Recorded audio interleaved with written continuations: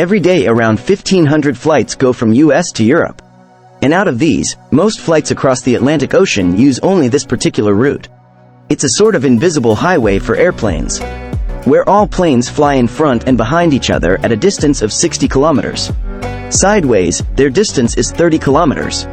While in terms of altitude, they are only 1,000 feet above and below each other. That is, about 305 meters. 0 to 31. You must have experienced it yourself, or you must have seen a video where multiple planes are very close to each other in the sky. This is especially seen in flights from the US to Europe, in which this invisible highway is used. But the question is that when the entire sky is empty, why do pilots stay close to each other and use only this particular route in a very risky situation? Welcome back, once again to Noor TV's videos. Viewers, this invisible highway of planes was discovered nearly 100 years ago. In 1920, a Japanese meteorologist named Wasaburo Oishi sent several weather balloons into the sky for the purpose of research. He noticed that there is an invisible force in the sky at an altitude of 30,000 to 40,000 feet, which takes the balloons towards the east at a very high speed. The world did not pay much attention to his research. However, after 25 years, during World War II, an incident occurred that made the world take the research of the Japanese scientists seriously. In April 1945, 6 friends went on a picnic to the state of Oregon, United States. So they saw a huge balloon lying there in the forest. They dragged it in excitement, but they didn't know what risk they were going to take.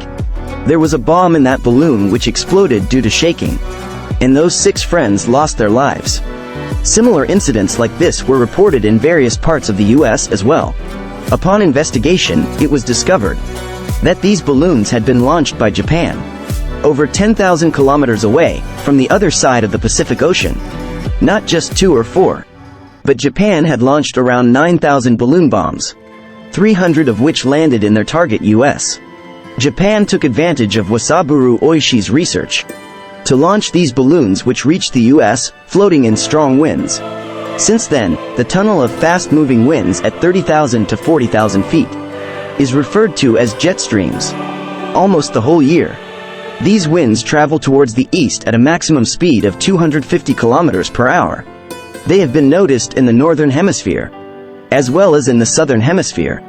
They travel in the form of a tube, which is several hundred kilometers wide and 4 kilometers thick. And the surprising thing is that they don't even have a fixed location. Scientists believe that these strong winds are created due to the temperature difference between poles and equators.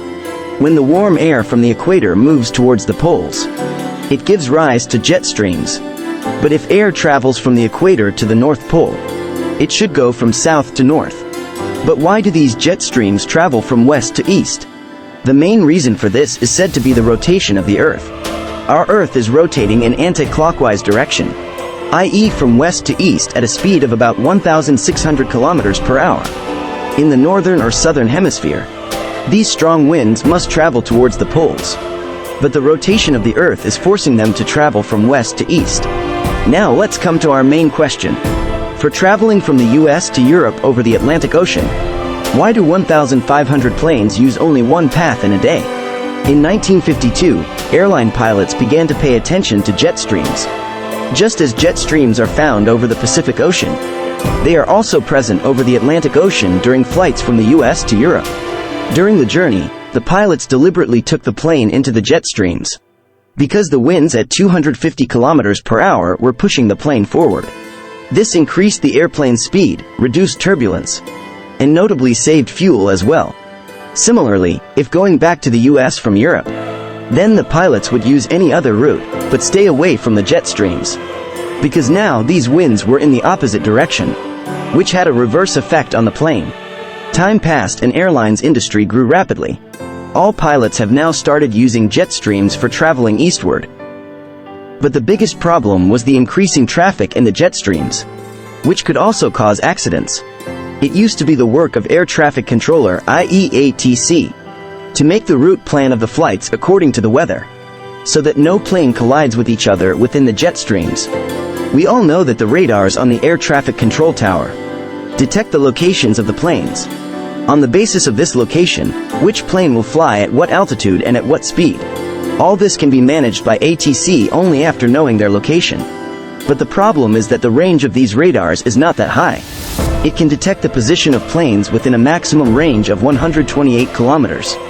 That is, assume that the range of New York ATC's radar is only equal to the circle, whose radius is 128 kilometers. Planes disappear from radar range as soon as they go outside this circle. So now how will ATC know the location of the plane? The ocean is spread over thousands of kilometers. The planes flying over it send their position every 14 minutes to the control tower through satellite or high radio frequency. But in these 14 minutes, any accident can happen. That is why, in 1965, a new system was introduced. It is called Northern Atlantic Organized Track System, or also known as NAT. OTS. In this system, multiple route paths were created for flights going to America and Europe, which are controlled by 4 main centers in the Atlantic Ocean. The first is the New York station, which controls this section. In second place is Canada's Gander, Newfoundland, which controls this region. Santa Maria Oceanic control this part, and Shanwick controls the northern part. NAT. OTS has a total of 6 routes named from NAT A to NAT F. Before takeoff, pilots are allocated one of these routes. Or even during the flight, if there is a lot of traffic on a route, they are shifted from one route to another route. These routes are specially designed so that the traffic is split, and the planes going to Europe can get a tailwind. Tailwind refers to the wind that comes from behind the aircraft and pushes it forward. To make these routes more efficient, the location of jet streams is observed twice a day with the help of weather satellites, and then the routes are optimized accordingly.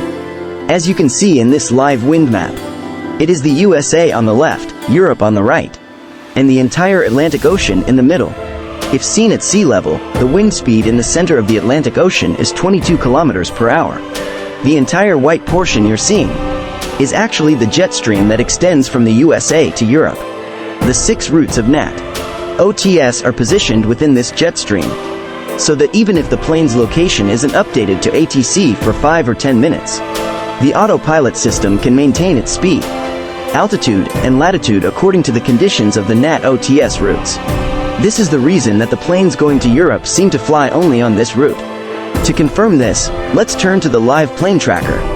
Here in this part of the Atlantic, all the planes going to Europe are traveling along the line, while the returning planes can be seen far away from the jet stream. Viewers, I have tried my best to explain this concept in simple terms. Hope you have understood this short video of NOR TV. Thank you so much for your kind comments. See you in the next awesome video.